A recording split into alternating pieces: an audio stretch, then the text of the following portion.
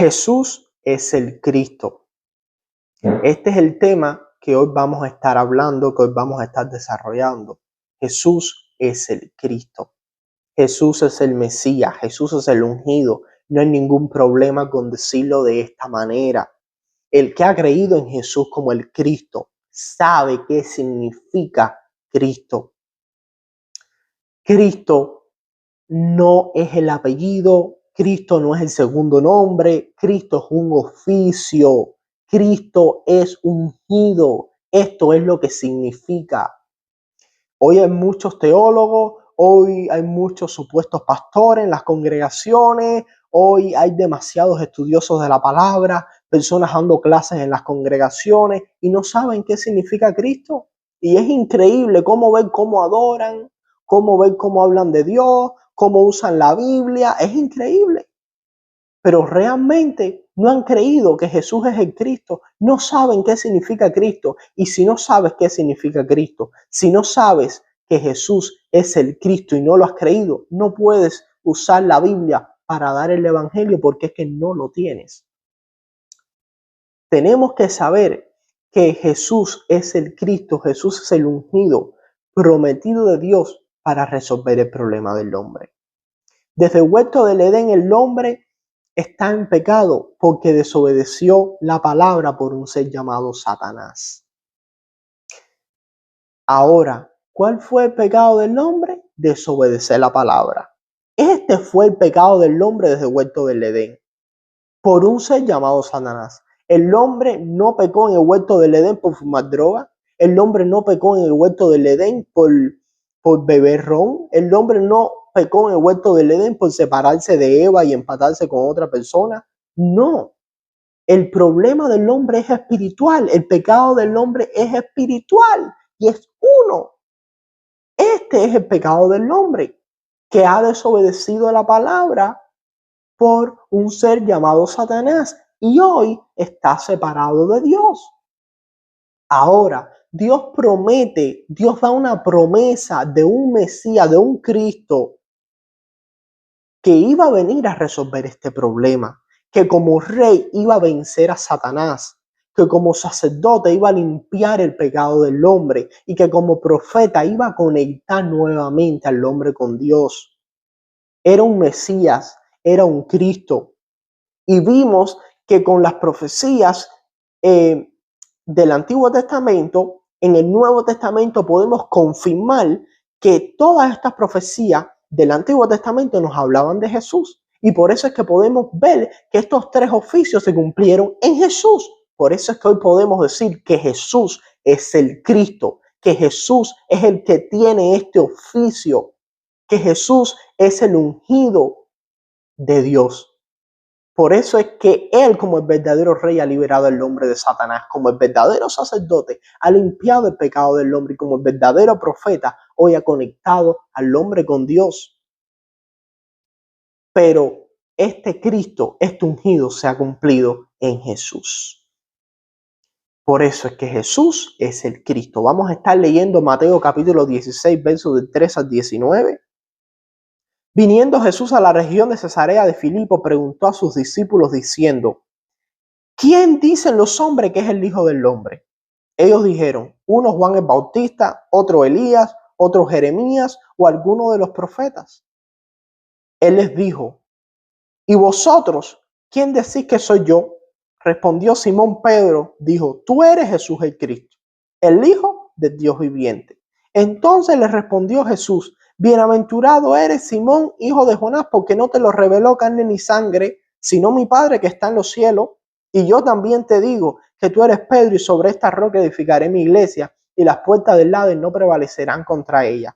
Y a ti te daré las llaves del reino de los cielos, y todo lo que atares en la tierra será atado en los cielos, y todo lo que desatares en la tierra será desatado en los cielos. El mismo Jesús estuvo hablando estas cosas. Ahora, hoy las personas no enfatizan, hoy las personas no se basan en estas dos preguntas que Jesús hizo. Jesús le dice a sus discípulos: ¿qué dice la gente de mí?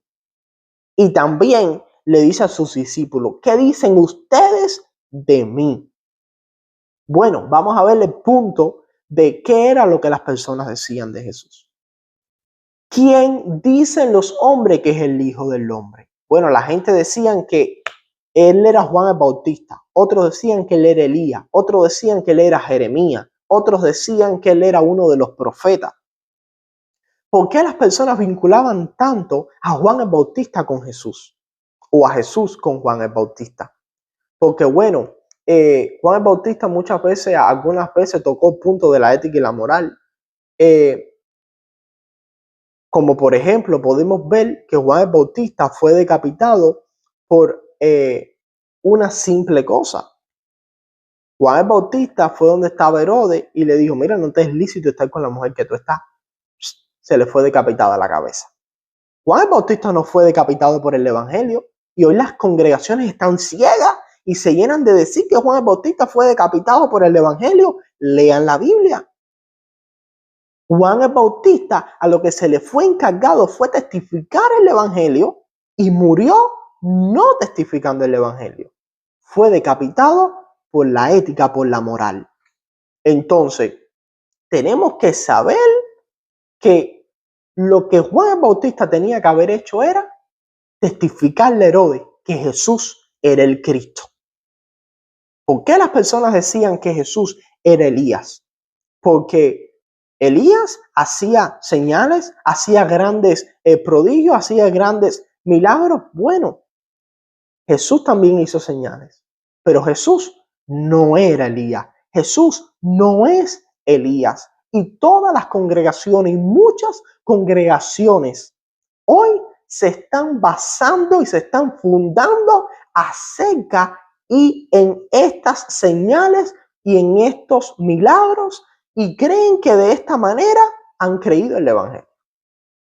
Pero todo aquel que crea que Jesús es Elías, realmente no ha creído el Evangelio. Realmente no ha creído que Jesús es el Cristo, porque Jesús no es Elías.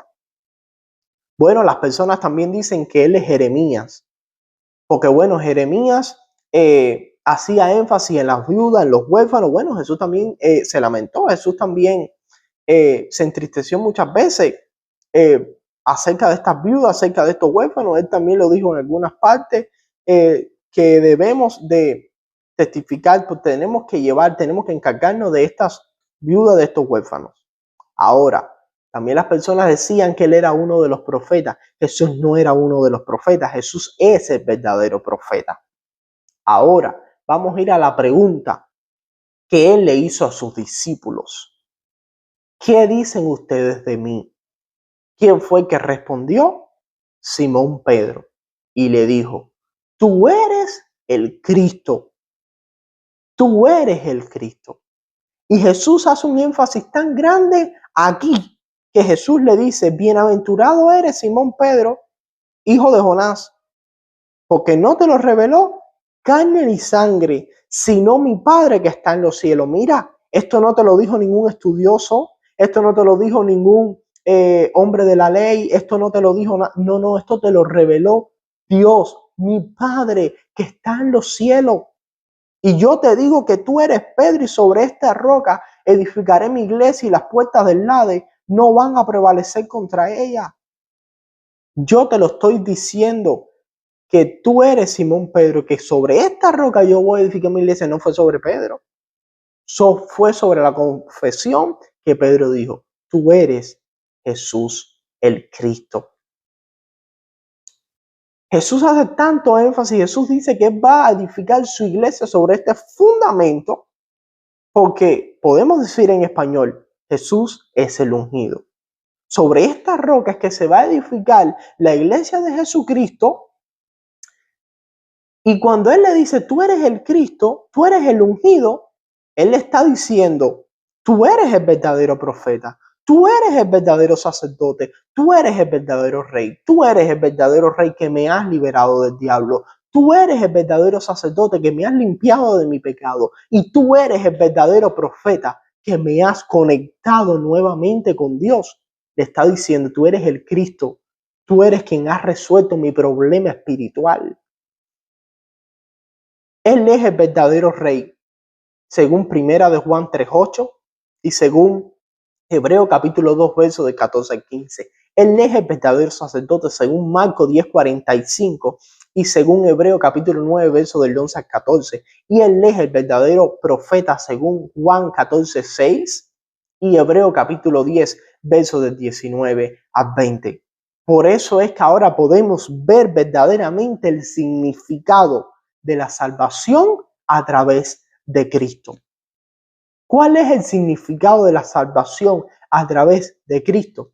Que el problema del pasado ya se solucionó, que el problema del presente ya se solucionó y que el problema del futuro ya se solucionó.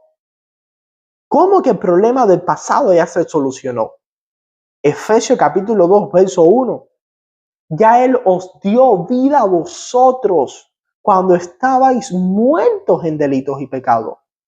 Ya el problema del pasado se solucionó. Ya Él dio vida a vosotros cuando estabais muertos en los delitos y pecados. Él dio vida. Ya el problema del pasado se ha solucionado. Ya se solucionó. Él dio la vida. El problema del presente ya se ha solucionado. Según Mateo capítulo 28, verso 20, ya está con vosotros todos los días hasta el fin del mundo. Amén. Ya está todos los días hasta el fin del mundo. ¿De qué me tengo que preocupar? ¿De qué me tengo que preocupar? Ya mi problema del presente ha sido resuelto. Y mi problema del futuro también ha sido resuelto porque ya tengo ciudadanía en los cielos. Según Filipenses capítulo 3, verso 20, nuestra ciudadanía está en los cielos. Y como dice Efesios capítulo 2, verso 6, nos sentó en lugares celestiales con Cristo. ¿De qué me tengo que preocupar? Si mi problema del pasado se solucionó, mi problema del presente se solucionó y mi problema del futuro se solucionó cuando he creído en Jesús como el Cristo. Ya está resuelto mi problema. Ya está resuelto tu problema. Y esta es la evidencia verdadera de que el problema ha sido resuelto. Dice Efesios capítulo 2, verso 7. Pero cuántas cosas eran para mí ganancia y las he tenido como pérdida por amor de Cristo. Cuántas cosas eran para mí ganancia, hoy las tomo, las he echado como pérdida, las estimo como pérdida por amor de Cristo. El que ha creído en Jesús como el Cristo, el que sabe que su problema del pasado, del presente y del futuro se ha solucionado, hoy no se enfoca en las cosas terrenales, sino que tiene esa evidencia verdadera de que ya todo lo que antes tenías por ganancia, ahora las estimas como pérdida por amor de Cristo. Por eso es que el Señor le dice a Simón Pedro, hijo de Jonás, le dice que sobre esta roca él iba a edificar su iglesia, sobre este fundamento de que él era el Cristo. Esta es la roca, sobre esta roca se iba a edificar la iglesia. Esta es la autoridad, porque el que ha creído en Jesús como el Cristo y que testifica que Jesús es el Cristo, esta es la autoridad. Por eso es que se le ha entregado las llaves de los cielos. Jesús es el Cristo. Este es el tema de toda la Biblia. Este es el contenido que nos da toda la Biblia, que Jesús es el Cristo. ¿Qué dice la Biblia en Juan 20, capítulo 31? Todas estas se nos han dado para que creamos que Jesús es el Cristo. Todas estas no se nos han dado para dar enseñanzas de vidas y de matrimonios y de familias. No. Todas estas se nos han dado con un propósito, que creamos que Jesús es el Cristo. Juan 5:39 dice: escudriñad las Escrituras, porque a vosotros os parece que en ellas tenéis la vida eterna y ellas son las que dan testimonio de mí. Todas estas dan testimonio de mí. Todas estas hablan de mí. Por eso es que este es el tema de toda la Biblia. Este es el contenido de toda la Biblia, que Jesús es el Cristo. ¿Qué dice Hechos capítulo 5, verso 42? Todos los días en el templo y de casa en casa no dejaban de enseñar y predicar que Jesús era el Cristo. Entonces hoy, ¿por qué nosotros tenemos que predicar? Supuestamente le llaman predicar. Porque hoy tenemos que anunciar y decirle a las personas, mira, Jesús te ama, mira, arrepiéntate, mira, conviértate, mira, órale a Dios. Si es que lo que predicaba la iglesia de Jesucristo, los apóstoles de Jesucristo, era que Jesús era el Cristo. Y cuando tú crees que Jesús es el Cristo, yo no te tengo que decir a ti, mira, deja de hacer esto, deja de hacer lo otro, Jesús te ama. No, porque cuando tú has creído que Jesús es el Cristo, tú sabes que tu problema ha sido resuelto, tú sabes que Jesús te ama, tú sabes que Jesús es el Salvador. Yo no te tengo que mandar a ti a hacer nada. Yo no tengo que usurpar el lugar del Espíritu Santo. ¿Qué es lo que nos lleva cuando hemos creído en Jesús como el Cristo? ¿Qué es lo que nos lleva a ser el Padre? ¿Qué es lo que nos lleva a hacer? A testificar, a anunciar por toda la tierra que Jesús es el Cristo. Como le pasó a Pablo en Hechos 9:22. Pablo confundía a los judíos que moraban en Damasco, demostrando por las Escrituras que Jesús era el Cristo. En Hechos capítulo 17, verso 3, ¿qué dice? Declarando y exponiendo por medio de la Escritura que era necesario que el Cristo padeciese y resucitase de los muertos, y que Jesús, a quien yo os anuncio, decía él, es el Cristo. Pablo siguió declarando y exponiéndolo por medio de las Escrituras. Y nos confirma Hechos capítulo 18, verso 5, que ya Pablo estaba entregado por entero a la predicación de la palabra, testificándole a los judíos que Jesús era el Cristo. Y en Hechos 18, capítulo 28, dice que Apolos, otro miembro de la iglesia primitiva, ¿qué era lo que hacía? Testificar que Jesús era el Cristo. Y primera de Juan, capítulo 5, verso 1, vemos que el apóstol Juan, ¿qué nos estaba diciendo?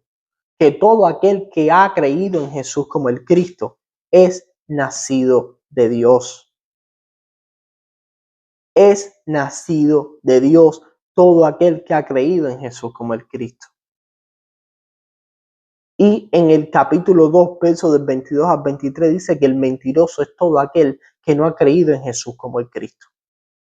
Hoy las personas están de esta manera. Están fundando congregaciones que dicen que son iglesias, pero bueno, la palabra, la Biblia, nos muestra y nos dice que no son iglesias. Hoy hay muchas congregaciones dando cursos de teología, dando enseñanza, y no es malo estudiar la palabra.